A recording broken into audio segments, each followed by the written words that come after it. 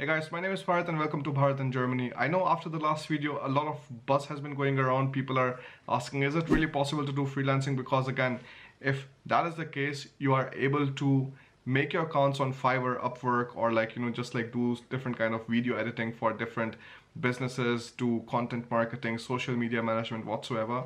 And I'm like very surprised like why nobody else who maybe knew about it like actually disclosed, like because we were also like recently testing it and we were like, yeah, this thing is actually working, so why not?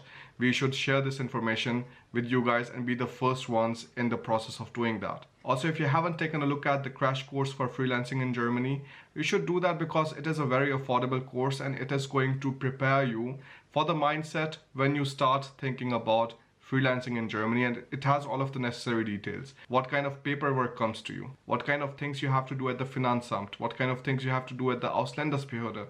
How do you get the permission from them? All of those kind of things. And how do you start making money from YouTube? How do you start making money from affiliate marketing and things like that? All of those things are given in the new course released on Big Academy crash course for freelancing in Germany. One thing that you have to remember, again, like when you're doing freelancing as a non-EU student in Germany, you have to first take special permission from the Ausländersbehörde.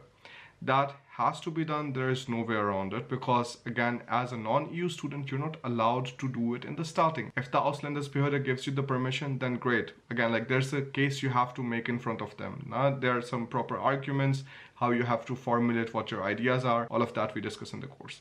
So all of that you have to do, and once you get the permission, you have to go to the Finanzamt, you have to get the paperwork done there, and then your process of freelancing essentially starts. After which you can work for 120 full days or 240 half days. This limit still stays, and this limit stays including any kind of part-time work that you are doing. Prini, who is working with me full-time right now, was previously doing a 6-month internship with me. Before that, she worked with me for a few weeks as a freelancer. And before that, I actually gave her the opportunity because I saw how motivated she is. She was posting regularly in the Facebook group. She was moderating different kind of posts. She was taking care of students. So I saw how hard she can work. So I was like, this would be a nice opportunity to see how she can work in my business. So with that, like we decided to play around the idea of freelancing and we decided to actually go to the Ausländersbehörde. So Prini did. She went to the Ausländersbehörde and she asked about the permission, and like she had the letters from me, the relevant letters that you need in case like you have some target business who doesn't have work regularly, but they have work every now and then and would like to hire you as a freelancer. So you need some kind of supporting documents from them. So I'm going to let Prini tell her experience now. Hi, my name is Garima. I came to Germany in 2018 for my master studies in international management and leadership. And I started working a part-time job in 2019 January. It was a normal job and was under the normal regulation of the student visa. But June 2019, I was approached by Bharat to work with him on freelancing basis for some blogs, but I could only do this if I could get permission from my foreign office, because freelancing is not normally allowed in Germany for students. So for that I required special permission, and I then approached the foreign office in my city and asked them what is the procedure for this. They told me that I needed special permission from my university, stating that my activities, so my freelancing activities on top of my part-time job, would not interfere with my studies, and that so this like activity or the freelancing activity that I will be undertaking will be in accordance with my studies and will not affect it in any way. So I did that. I wrote to course coordinator and the director of my course and asked him if he would allow me to do so, and he gave me the permission, wrote me an application, and I submitted that to my foreign office when I went there for my residence permit extension. And then I got like a document. So this was a normal document but had like a special provision or a special statement regarding my freelancing activities at the company. I was also required to submit a letter from the company, so from Bharat, stating my exact extent of the activity that I would be undertaking. So it was just blogging. An important consideration or an important point to note here is that as a student, you're only allowed to work for 240 half days or 120 full days. And since I was already working part-time at another job, I was not allowed to exceed this limit. So the combination of my part-time job and my freelancing activity could not exceed the permissible limit of 240 half days or 120 full days. So now I will be showing you the documents that I got, or like the special provision or statement that is written on the document that I received from the Foreign Office. So these are the three things that are of relevance here: my passport, my residence permit that I got from the Foreign Office here, and the third document is also a part of the residence permit, and both of these are valid together. This document says or specifies more details about my residence permit, so like the type of visa that I have, which is a student visa.